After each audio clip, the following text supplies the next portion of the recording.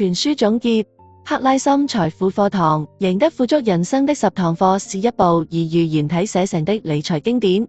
作者喬治·克拉森將故事安放在古代巴比倫，全球最富庶的城邦，通過巴比倫最富有的人阿卡德與其弟子們的對話，提煉出10條致富思維與行動準則，幫助讀者從觀念到實踐系統地建立個人財富體系。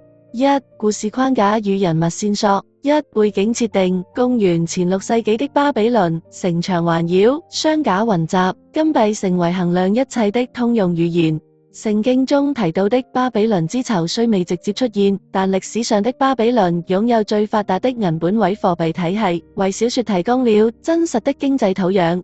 2. 核心人物阿卡德靠勤奮與節制積累巨額財富，最終主動退居幕後，將致富之道傳授給後人。富比與班室，兩位年輕學徒一勤一懶的對照，讓讀者直觀體會財富習慣的差異。達巴希爾 Kanji 四是奴隸，通過償還債務、學習投資，最終獲得自由。突顯奴隸、自由民、財富掌控者的成長路徑。其他角色：美吉多的勤勞、哈丹、古拉的代際傳承、幸運女神的象徵等，共同編織出一幅商業社會縮影。2. 10堂課的結構與要義。書中並未用枯燥的條目羅列，而是讓每堂課發生在不同場景：集市、城牆、神廟、宴席，共10次對話，對應10句箴言。最早的致富法則是節儉，先存下第一枚金幣。阿卡德強調，收入無論多少，只有在支出之前先鎖住一部分，才能啟動資本積累。第二課講控制支出，讓錢有明確的流向，避免錢包長眼。第3課提出以利息生息，把節餘投入安全且能帶來收益的渠道，讓時間成為夥伴。第4課引入降低風險，分散投資，不把雞蛋放同一籃子。第5課談提高賺錢能力，投資於技能與知識，使收入源不斷拓寬。第6課強調僱傭專業人士，讓擅長的人做擅長的事，提高資本使用效率。第7課倡導保險保障，用少量保費換取不可預測的大損失。第8課提出先人後己，慷慨布施能換來聲譽與回報，是長期資產。第9課討論家庭財富觀，配偶、子女的金錢教育決定財富能否代際傳承。最後一課回到持續學習與警醒，市場、技術和人性都會變，唯有保持學習與自律，財富才能長久。3. 主題深度與思想價值。1. 財富觀，金錢是中性工具，決定成敗的是使用它的態度。作者既肯定賺錢正當性，又警惕金錢至上，幸福生活離不開金錢，卻非由金錢為一定義。2. 人性與慾望，故事多次讓角色在奢侈消費與延遲滿足之間搖擺，提醒讀者真正的自由來自對慾望的掌控，而非滿足慾望的能力。3. 行動與習慣，書中最具現代意義的是把先儲蓄後消費、投資於自我、分散風險等理念，轉化為可操作的生活細節，關燈省電、記帳、定期投資、為孩子設立教育基金等。4. 社會網絡，阿卡德之所以樂於授課，是因為他深知財富在社會關係中的流動屬性，幫助他人也是在為自己鋪設未來的合作與機遇。4. 現實啟示。1. 理財教育的可讀性，與艱深的金融教材相比，本書用故事降低理解門檻，證明理財知識不必艱澀才能專業。以行為經濟學視角，前10課實質上是在設計助推 nudge， 通過制度、環境和習慣，讓正確的選擇變得更容易。3. 普適性與局限。普適性、節儉、分散、保險、教育等原則跨越時代與地域。局限，古代貨幣體系與現代複利計算、資本市場不可同日而語。讀者需結合現代稅負、通脹、金融工具重新評估風險收益。4. 對個人與家庭的建議：建立緊急基金，繼而償還高息債務，繼而配置低費指數基金，繼而補充商業保險，繼而進行持續技能投資，繼而慈善與家庭財富規劃。這條順序與10課邏輯基本吻合。熱語克拉森財富課堂問世已逾100年，其魅力經久不衰，原因在於他用最通俗的故事，把最根本的理財原則、收入管理、風險控制、複利增長、社會互惠串成一條清晰的成長路徑。對今天的讀者而言，10堂課不僅關乎如何賺錢，更關乎如何與錢和平相處，讓財富服務人生。當我們翻開書頁，看到的不只是古代巴比倫的金幣叮當，也是現代都市人每日錢包的輕響。錢行實課不是回到過去，而是在為未來構築一道更穩健、更自由的現金流。應用篇：克拉森財富課堂並非一部只供吟誦的寓言，它更像一份古代巴比倫人留下的個人財富操作手冊。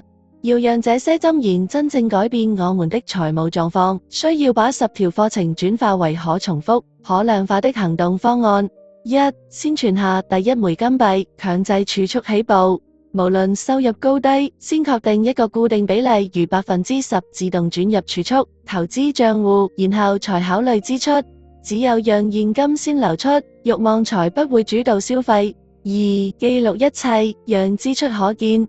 仿照阿卡德的分類表，把所有賬目按緊迫、不緊迫重要、不重要4象限歸類，一周一次復盤，找出大量佔據時間卻位於第4象限的事項並刪除。3. 消滅高息債務，現金流的首要安全閥。對信用卡、消費貸等高成本負債，採用平均分配加固定比例法，把總債務除以月數列入自動轉賬。同時停止新的賒賬，把節省下來的利息投入投資賬戶。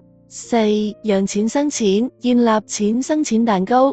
應急金與保險到位後，將60%閒錢投入低費指數基金或債券基金，每月定投，20%投入可分配收益的房產或股息股，20%用於學習、健康與人脈等人力資本。每半年再平衡一次，用收益補倉低估值資產。5. 提高賺錢能力，每周1小時，挑選與本職相關、能提升市場價值的一項技能，如編程、數據分析或外語。利用下班後1小時線上學習，用證書、作品或副業收入證明進步。收入能力每提升10%，可立即把新增部分的50%轉入投資，50%用於生活品質升級。6. 分散投資，降低單一風險。遵循書中，不要把雞蛋放同一籃子的忠告，將資產分佈在股票、債券、房產和另類資產、黃金、REITs 等。地域上兼顧本土與海外，週期上搭配價值與成長，從而平滑波動。7. 保險與風險管理，為不可預測埋單，在健康、意外和養老3方面配置足額保額，保費控制在可支配收入的10%以內。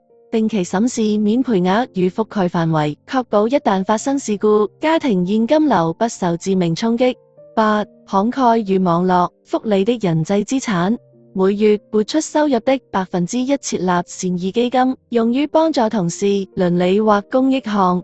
記錄每一次援助帶來的信任儲蓄，半年後回訪受助人，你會發現口碑帶來的合作機會遠超投入。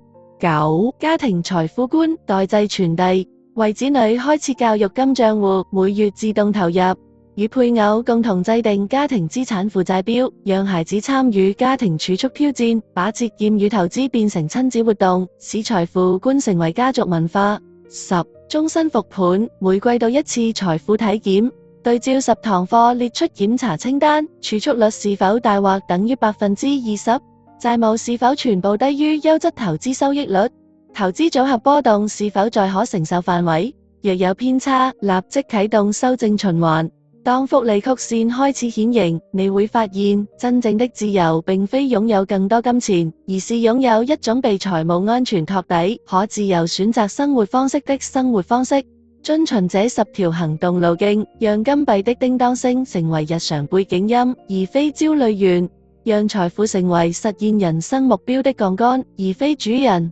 金句篇：先儲蓄後消費，讓節儉成為習慣，控制支出，避免讓錢包長眼，把結餘投入安全且能帶來收益的渠道，讓時間成為夥伴，分散投資，不把雞蛋放同一籃子。